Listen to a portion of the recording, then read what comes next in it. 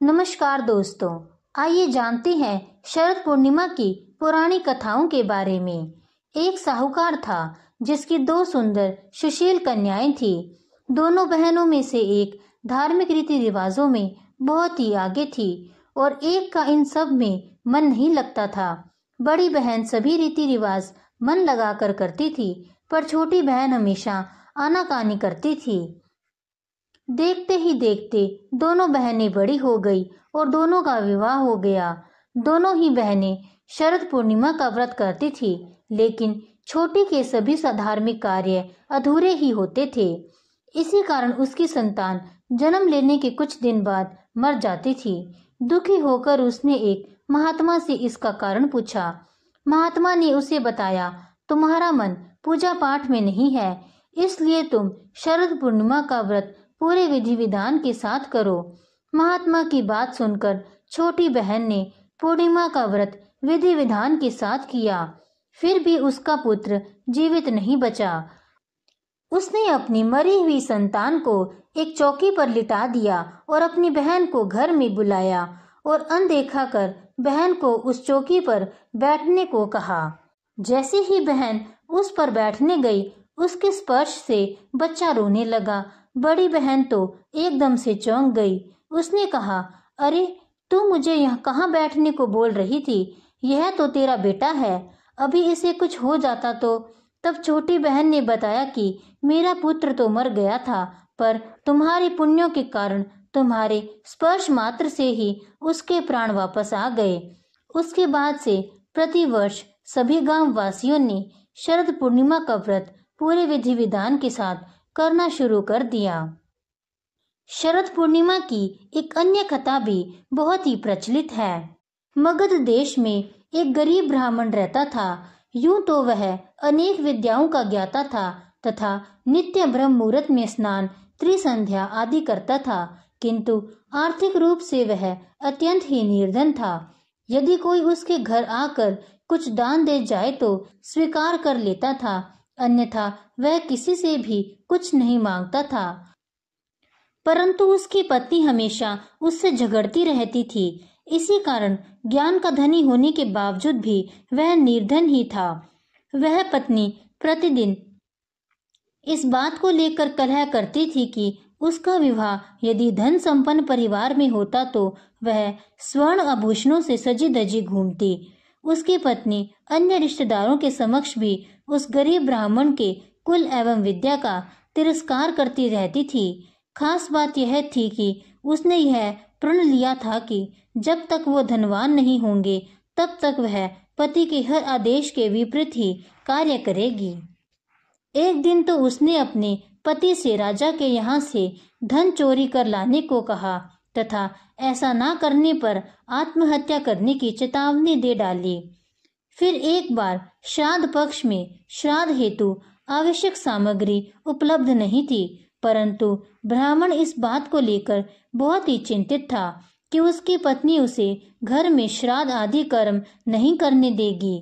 वह यह सब मन ही मन विचार कर रहा था कि तभी उसका एक मित्र वहां आ पहुंचा। ब्राह्मण को चिंता में देखकर उसके मित्र ने उससे पूछा कि क्या बात है, तुम इतने चिंतित क्यों हो? तब ब्राह्मण ने अपने मित्र को सारी बात बता दी। तब उसके मित्र ने कहा, यह तो कोई समस्या ही नहीं है। यदि तुम्हारी पत्नी जो तुम कहते हो उसका उल्टा ही करती है तो तुम उससे जो भी कार्य तुम्हें करवाना है उसके विपरीत कार्य करने को कहोगे तो तुम्हारी परेशानी दूर हो जाएगी। इतना सुनते ही ब्राह्मण खुश हो उठा। फिर ब्राह्मण ने अपनी पत्नी से कहा कि हे चंडी, परसों मेरे पिता का श्राद्ध है, किंतु उन्होंने मेरे लिए किसी प्रकार की धन संपत्ति आदि नहीं छोड़ी, जिसके कारण आज मुझे यह दिन देखना पड़ रहा है। अतः तुम उनके श्राद्ध की कोई व्यवस्था मत करना और भोजन के लिए श्रेष्ठ ब्राह्मणों को न्योता मत देना। ब्राह्मण के वचन सुनकर उसकी पत्नी ने उसके कथन से विपरीत करने की तैयारियां प्रारंभ कर दी। अपने पति के कथन का उल्टा करने की धुन में पत्नी ने विधि विधान से श्राद्ध कर्म संपन्न करवाया। श्राद्ध के अंत में पिंड दान करने के पश्चात ब्राह्मण ने पत्नी से कहा कि तू पिंडों को जल में प्रभावित करना भूल गई है। इतना सुनते ही उसकी पत्नी ने पिंडों को सोच की कूप में डाल दिया। इस घटना से ब्राह्मण अत्यंत क्रोध में आकर ब्राह्मण ने अपने घर से माता लक्ष्मी को प्रसन्न करने का संकल्प लेकर अपने घर से निकल पड़ा। उसने प्रण लिया कि जब तक माता लक्ष्मी उस पर कृपा नहीं करेगी तब तक वह उस निर्जन जंगल में निवास कर मात्र कंदमूल आदि का सेवन करेगा और घर नहीं लौटेगा। लक्ष्मी जी को प्रसन्न करने के लिए उसने 30 दिनों तक धर्म नदी के तट के किनारे बैठकर जप तप किया और उसी बीच आश्विन माह की पूर्णिमा आ गई। उस जंगल में, उस वन में कालिया नाग के वश की कन्याएं भी लक्ष्मी जी का व्रत कर रही थी। उन नाग कन्याओं ने पंचामृत, रत्न एवं दर्पण आदि अर्पित कर देवी लक्ष्मी का श्रद्धा पूर्वक पूजन किया। प्रथम पहर पूजन में व्यतीत हो गया। उसके बाद चौसर खेलने की तैयारियां हुई, किंतु चौसर खेलने के लिए 4 लोगों की आवश्यकता थी और उन्हें चौथा भागीदार नहीं मिल रहा था। वह वन में चौथे व्यक्ति को खोज ही रही थी कि उसकी नजर नदी तट पर बैठे ब्राह्मण पर पड़ी। नाग कन्याओं ने उससे पूछा कि आप कौन हैं? कृपया हमारे साथ लक्ष्मी जी को प्रसन्न करने हेतु चौसर खेलने चले। ब्राह्मण ने उत्तर दिया, आप कैसी अनुचित बातें कर रही हैं? चौसर यानी जुआ खेलने से लक्ष्मी का क्षय व धर्म का नाश होता है। कन्या ने कहा कि आप बोलते तो पंडितों की भाषा है, किंतु आपके विचार मूर्खों जैसे हैं। इतना कहकर वह ब्राह्मणों को अपने साथ मंदिर में ले गई तथा उसको प्रसाद और नारियल पानी प्रदान किया। तत्पश्चात माता लक्ष्मी प्रसन्न हो ऐसा बोलते हुए ब्राह्मण के साथ जुआ खेलना आरंभ कर दिया। सर्वप्रथम नाग कन्याओं ने दाव पर अमूल्य रत्न लगाए, किंतु ब्राह्मण के पास कुछ नहीं था। इस कारण सर्वप्रथम उसने अपनी लंगोट दाव पर लगा दी, जिसे वह हार गया। तत्पश्चात उसने अपने जनेऊ को दाव पर लगा दिया, किंतु वह हार गया। अब कोई अन्य वस्तु न होने के कारण ब्राह्मण ने अपनी देह को ही दाव पर लगा दिया। अब ब्राह्मण के पास कुछ भी नहीं बचा था। इसी बीच मध्य रात्रि हो गई और देवी लक्ष्मी भगवान श्री विष्णु के साथ संसार में भ्रमण करते हुए वहां से गुजरी।